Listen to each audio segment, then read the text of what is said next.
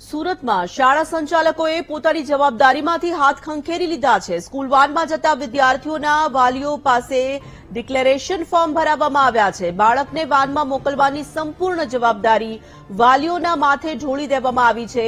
ભાડામાં વધારો કરી લાભ ઉઠાવતા શાળા સંચાલકોની જવાબદારીમાંથી આ છટકબારીને લઈને મોટા સમાચાર સામે આવી રહ્યા છે।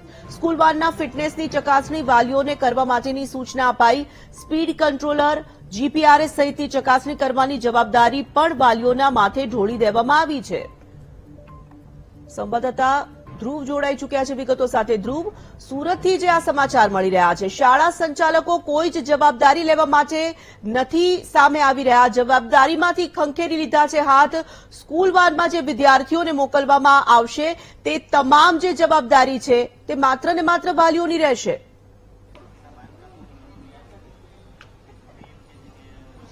બિલકુલ તોરણ, ખૂબ જ મોટી અને મહત્વપૂર્ણ આ બાબત છે કે અત્યારે શાળાના સંચાલકો પોતાની જવાબદારીમાંથી છટકી રહ્યા છે, કારણ કે જે રીતનું ફોર્મ સામે આવ્યું છે તે ફોર્મને લઈને ક્યાંક વાલીઓમાં પણ વિરોધ જોવા મળી રહ્યો છે, નારાજગી જોવા મળી રહી છે। કારણ કે ફોર્મમાં સ્પષ્ટપણે એવું લખવામાં આવ્યું છે કે તેમાં જે વાનમાં જે બાળકોને મોકલવામાં આવે છે તેની સંપૂર્ણ જવાબદારી વાલીઓએ પહેલા ચેક કરી લેવાની રહેશે। જે નિયમો છે તે તમામ નિયમો એક સંમતિ પત્રક આપ્યું છે, સોગંદનામું આપ્યું છે, તેમાં લખવામાં આવ્યા છે અને આ નિયમ પ્રમાણે આ વાન છે અને એ તમામ નિયમોને હું અનુસરું છું અને એ તમામ ચેક કર્યા છે અને હવે ત્યારબાદ હું મારા બાળકને આમાં મૂકું છું, એટલે જે પણ કંઈ થશે તેની જવાબદારી વાલીની પણ રહેશે। આ પ્રકારનું જે સંમતિ પત્રક છે તે સોગંદનામું છે તે વાલી પાસે ભરવામાં આવી રહ્યું છે। એટલે કાલ ઉઠીને ક્યાંક કોઈ મોટી ઘટના થાય તો સંચાલકો છટકી શકે છે, કારણ કે આ ફોર્મ તેને આગળ બતાવી શકે છે। આપણી સાથે વાલી જોડાયા છે, તેઓની સાથે વાત કરીશું।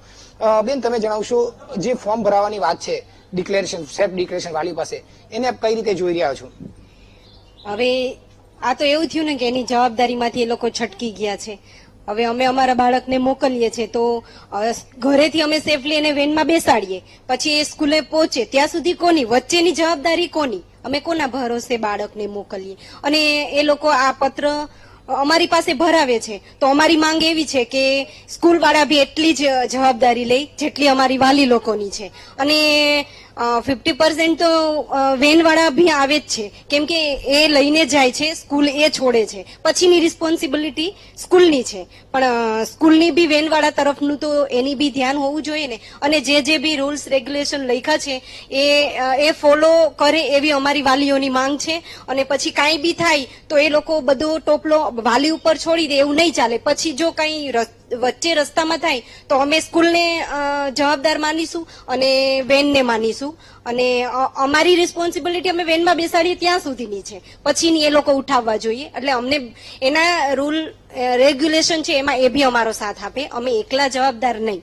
તો આ જે રીતનું ફોર્મ ભરાવે છે એમાં તમારી વાલીની, પિતાની અને માતાની એકવાર સાઇન થઈ ગયા પછી તો જવાબદારી તો તમારી થઈ જશે ને? તો આમાં ફોર્મ સાઇન કરવી જોઈએ કે નહીં? ના, અમે સાઇન નહીં કરીએ અને અમે સ્કૂલને પૂછીશું કે આવું કેમ, તમે ક્યાં જવાબદાર? તો તમારા ક્લાસમાં સેફ છે, ચાલો, પછી રસ્તામાં અમે કોના ભરોસે છોડીએ?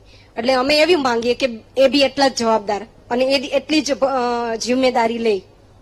બેન, તમે જણાવશો, ચાલો અત્યારે તો તમે ફોર્મ ભરી દેશો, સાઇન બી કરી દો, તમારી સામે જે વાનવાળા હશે તે સારી બધી જ ફેસિલિટી બતાવશે, જે નિયમો છે, પણ એ કાયમ રહેશે, એની જવાબદારી કોણ લેશે? એ તમે કાયમી જોવા જઈ શકશો? શું કહેશો? ના, એ કાયમી તો નહીં જોવા જઈએ, અહીંથી અમે એને સેફ મોકલે, પણ એને માટે સ્કૂલ અને હું જવાબદાર ગણું કે જે વાનમાં જેટલા બચ્ચા છે તો તેનું એક લિસ્ટ એમની પાસે હોવું જોઈએ કે વાન નંબર આ છે, એમાં આટલા બચ્ચા છે, આવ્યા કે નહીં આવ્યા।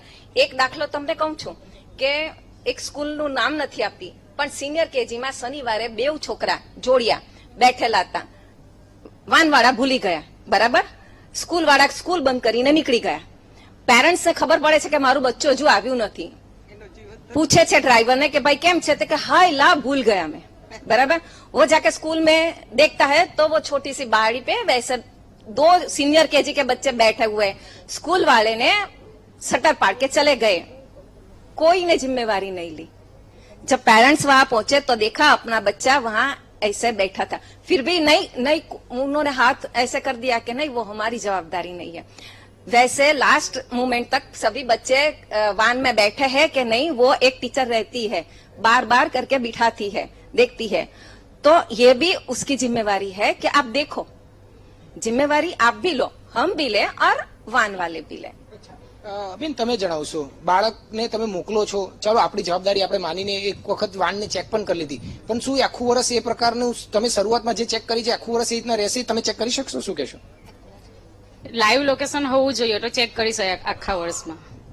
લાઈવ લોકેશન હોય તો મા બાપને પણ ખબર પડે કે મારું છોકરું ક્યાં પહોંચ્યું, સ્કૂલે ગયું કે નહીં, ઘરે ક્યારે પાછું આવે છે, કેટલા ટાઈમે આવે છે. એ ઓનલાઈન હોય તો આપણને ખબર પડી શકે. બિલકુલ. મારી વાત બીજી એ પણ છે બેન કે અત્યારે જે તમારી પાસે ફોર્મ ભરાઈ લેશે, તમે ભરી પણ લેશો અને આ ફોર્મને લઈને વાહન ચાલકો તમામ નિયમો તમને બતાવશે પણ એ આખું વર્ષ એ જ નિયમો પર એ ચાલે છે, એ તમે તપાસ અને એ જોઈ શકશો? તમને ખ્યાલ પડી શકશે? શું કહેશો વાલીઓને? હવે જો એ લોકોએ આવું સંમતિ પત્ર ભરાવ્યું છે તો પછી અમે વાલી બી જાગૃત થઈશું ને કે હવે આખું વર્ષ આવું ચલાવે છે કે નહીં ચલાવે. તો પછી અમે બી સામે વાલીઓ બી અવાજ કરશું કે ભાઈ તમે આવું સાઇન કરાવ્યું છે તો પછી એ પછીનું આવું કેમ નથી એમ. તો અમે બી હવે જાગૃત થઈને તપાસ કરશું. બિલકુલ બેન, તમે આમાં શું કહેશો? આ નિયમો જે છે मैं ये कह रही हूँ कि जैसे हर तीसरे महीने पेरेंट टीचर मीटिंग होती है ना, उसे रिक्शे वाले या वैन वाले उनके साथ भी मीटिंग रखनी चाहिए स्कूल में. और जब आप फॉर्म भर रहे हो, कुछ रूल्स बना रहे हो, तो पेरेंट्स, टीचर और वैन वाला सबको मिल करके एक सामने बैठ करके फॉर्म भरना है और सबको रूल बताना है कि क्या करना है. हाँ. બિલકુલ. એટલે વાલીઓ સ્પષ્ટપણે એવું માની રહ્યા છે કે જે રીતે આખું ડિક્લેરેશન ફોર્મ ભરવામાં આવી રહ્યું છે તેમાં સંચાલકો કોઈ પણ રીતે છટકી ના શકે. જેટલી જવાબદારી વાલીની આવે છે તેટલી જવાબદારી સંચાલકોની પણ આવે છે અને સ્કૂલ વેન વાળાની પણ આવે છે. એટલે કે તમામ ત્રણ પાસાઓ એક સાથે મળીને આમાં કામ કરવું જોઈએ, ન કે માત્ર આ તમામ જવાબદારી વાલીઓએ તેમના બાળકોની થોપીને તમારી હાથ અદ્ધર કરી દેવા જોઈએ. જી બિલકુલ ધ્રુવ, ધન્યવાદ તમામ વિગતો માટે.